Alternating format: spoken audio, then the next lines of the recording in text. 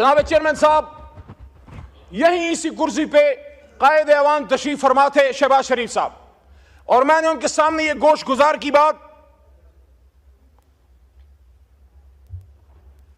میں تقریر کے دوران چٹے نہیں پڑتا، مجھے پتا ہے میں نے کیا کہنا ہے، میری عمر گزر گئی ہے، 10 سال میرے اس پارلیمنٹ میں گزر گئے ہیں، واللہ میں نے یہاں لڑائی دیکھی ہے، ایسے لگتا ہے جیسے ہم گھروں سے یہاں لڑنے کے لیے آتے ہیں، جیسے یہ کیمراز بند ہوتے ہیں پھر آپس میں چائے پیتے ہیں، یہ منافقت نہیں ہے؟ ایک دوسرے کی شادیوں میں جاتے ہو، ایک دوسرے سے ملتے ملاتے ہو، اکٹھے جا کے عمرے کرتے ہو، لیکن جب قوم کی بات آتی ہے پھر آپس میں لڑتے ہو، کس کو دکھانے کے لیے؟ اللہ کو راضی کرو یار۔ عزت ذلت عمران خان، نواز شریف یا زرداری کے ہاتھ میں نہیں ہے، عزت و ذلتوں کا مالک وہ ہے جس کے 100 نام اوپر لکھے ہوئے۔ آج وہ بات کرو جو خدا لگتی بات ہو، جو حق لگتی بات ہو۔ ایبٹ آباد ڈویژن میں جناب چیئرمین صاحب، میں ایک ایک شہید کے گھر گیا ہوں، یہاں چھوٹا بھائی ادھر بیٹھا ہوا تھا، عطا تارڑ صاحب اس وقت نہیں ہے، میں ان کو کہتا ہوں عطا بھائی میں آپ کو ہاتھ سے پکڑ کے میری گاڑی میں، اس میں میرا اپنا ذاتی پیٹرول ہے، میرے ساتھ چلیں، کم از کم جن شہیدوں کو میں جانتا ہوں ان کے قبروں پہ میرے ساتھ جائیں، اور میرا آپ سے وعدہ ہے رینجر کا شہید آپ کا نہیں میرا بھی شہید ہے، اکٹھے رینجرز کی شہادتوں اور دعاؤں پہ بھی جائیں گے۔ لیکن ایبٹ آباد ڈویژن نتھیا گلی کے ٹاپ میں ایک پہاڑی کے سرے پہ ایک نوجوان مبین ملک کی جو شہید ہوا ہے یہاں، اور اس کی جو گولی باڈی پہ لگی ہے وہ آر پار نہیں گئی، اس میں ایک بولٹ وونڈ ہے، اور یہاں لائرز بیٹھے ہیں، مروت بیٹھا ہے پیچھے، مروت صاحب بیٹھے ہیں، آپ بھی لا کے اسٹوڈنٹ ہیں۔ جب باڈی سے گولی آر پار نہیں جاتی اس کا کیا مطلب ہے؟ اس کا مطلب ہے کہ اٹس اے سنائپر شاٹ۔ اس کی چھوٹی بچی آیت نور، یقین کریں بہت خوبصورت فرشتے جیسی چھوٹی سی بچی اس کے باپ کے ہاتھ میں تھی، اور اس کی قبر پہ میں بیٹھا اور اس کے باپ کی خالی آنکھیں، کیونکہ اس کا بیٹا یہاں شل پمپ پہ مزدور تھا۔ کیا گناہ کیا تھا اس نے؟ وہ بھی تو کسی کا بلاول تھا، وہ بھی تو کسی کا قاسم یا سلیمان تھا یا حمزہ تھا۔ ایبٹ آباد کا عبد القادر، اس کا چھوٹا بیٹا حزب اللہ، رات کے اندھیرے میں جب آگ ہم نے جلائی ان کے گھر میں بیٹھنے کی جگہ نہیں ہے۔ ایبٹ آباد کی سردی کا آپ کو پتہ ہے، کھلے آسمان تلے آگ جلا کے ہمارے ساتھ وہ بیٹھے ہوئے تھے، اس کا چھوٹا بچہ حزب اللہ جو مدرسے اور اسکول میں پڑھتا ہے سوال کرتا ہے کہ میرا باپ کیوں مرا؟ آرمی پبلک اسکول میں تو دہشت گرد آئے تھے، یہاں کون آیا تھا میرے بھائی؟ یہاں کون آیا تھا؟ پارلیمنٹ کے سامنے لا الہ الا اللہ محمد الرسول اللہ کے سامنے یہاں گولیاں چل رہی تھی، یہاں میں کہا جاتا ہے نہیں مارا تو کس نے مارا؟ Forget about this point that they were the workers of Pakistan Tehreek Insaf, they were Pakistanis, and according to the Constitution of Pakistan, Article 9. Article 9، اور میں اپریشیٹ کرتا ہوں یہاں آج رانا ثناء اللہ نے، رانا صاحب نے اچھی بات کی ہے کہ دونوں طرف جو شہید ہوئے ہیں ان سب کے لیے انا للہ و انا الیہ راجعون پڑھنی چاہیے، میں پڑھ چکا ہوں۔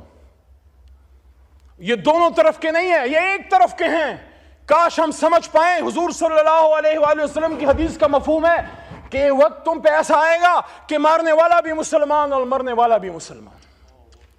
لیکن میرے بھائیوں، میرے پاکستانیوں، میرے چیئرمین صاحب، آپ خود ایک ایسے صوبے سے ہیں جو ہمیشہ مشکلات کا شکار رہی ہے، ایک ایسے شہر سے ہیں جہاں ہمیشہ خون کی ہولی کھیلی گئی ہے۔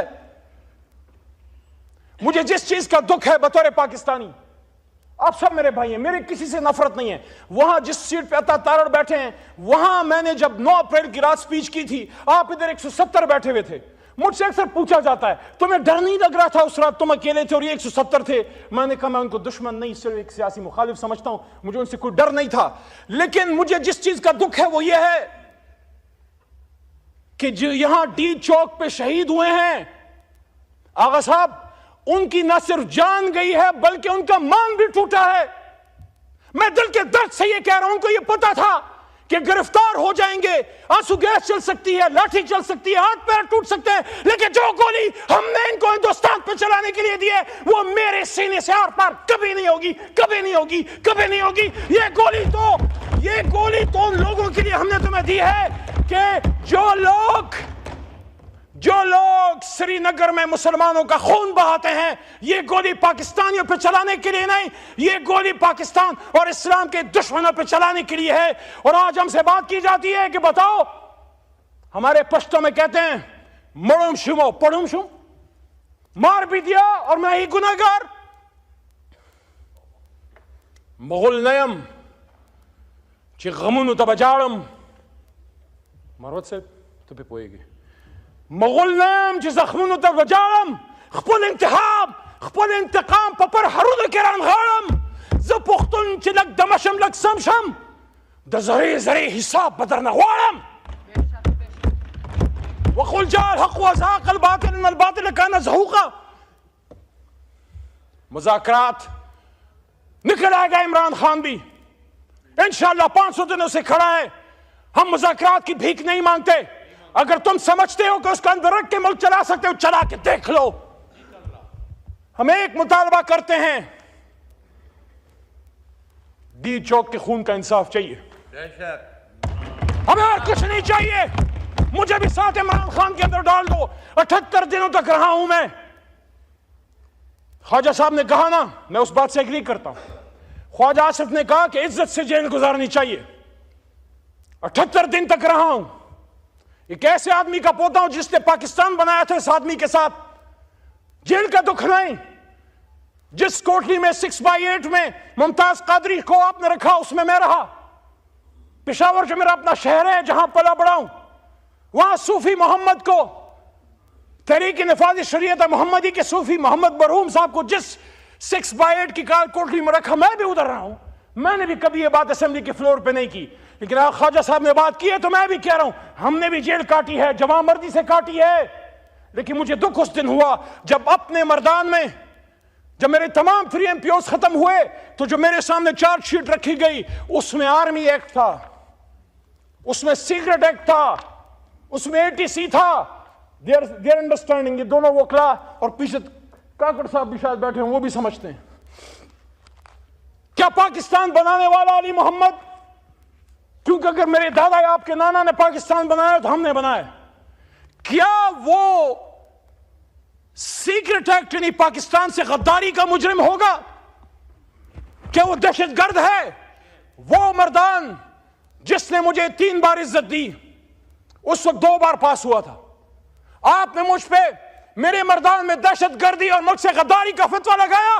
اس کے چند مہینے بعد مردان نے مجھے 1 لاکھ سے زیادہ ووٹ دے کے واپس ادھر سے ایوان میں بھیج دی. دیکھیں خدا لگتی بات کریں, یہ پاکستان مغربی پاکستان والوں نے نہیں, مشرقی پاکستان والوں نے بنایا تھا, بنگالیوں نے بنایا تھا. ہم ان کو 2nd درجے کے سٹیزن سمجھتے تھے. ہم ان سے بات کرنا توہین سمجھتے تھے. ہم سمجھتے ہیں یہ لڑ نہیں سکتے. ہم سمجھتے ہیں سول سروس نہیں چلا سکتے. وہ جیت گیا, ہم نے اس کو حکومت دے دیتے. حکومت کیا ہو جاتا؟ ہاں غیر ملکی سازشیں ہوئیں. وہ کیا کہتے ہیں کہ دیوار کیا گری, میرے کچے مکان کی لوگوں نے میرے گھر میں میرے آنگن سے یا گھر سے رستے بنا لیے. جب ہم نے حق نہیں دیا تو پھر اگرتلا سازش ہوئی. جب ہم نے حق نہیں دیا تو مکنی بہانی بنی اور اندرا نے اس کو اندرا گاندھی نے سپورٹ کیا. لیکن بنگالی یہ بھی تو اپنے آپ سے سوال کیجئے, وہ بنگالی جو ہم سے پہلے پاکستان زندہ باد کہتے تھے, وہ بنگالی پھر ہندوستان جا کے مکتی بانی کی ٹریننگ کون لے رہا تھا؟ ہندوستانی فوج کے عام ملٹری پرسنل بھی مکتی بہانی کے جامع میں آتے تھے. لیکن ہم تو اتنے سنگ دل ہیں کہ اس ماحول میں جب ایک سازش ہوئی, ہماری غلطیاں ہوئی پولیٹیکل, ہم نے ایکسپیڈینسی کا مظاہرہ کیا, ہم نے ملٹری آپریشن کیا, لیکن اس ماحول میں مشرقی پاکستان میں جن لوگوں نے پاکستان زندہ باد کہا, جن لوگوں نے اسلام زندہ باد کہا, قائد اعظم زندہ باد کہا, جنہوں نے پاک فوج اس وقت زندہ باد کہا, ان بہاریوں کو آج تک اپنے اس موجودہ پاکستان میں آپ شناختی کارڈ تک دینے کے روادار نہیں. پاکستانی تو مانو جس نے چلتی گولیوں میں پاکستان زندہ باد کہا.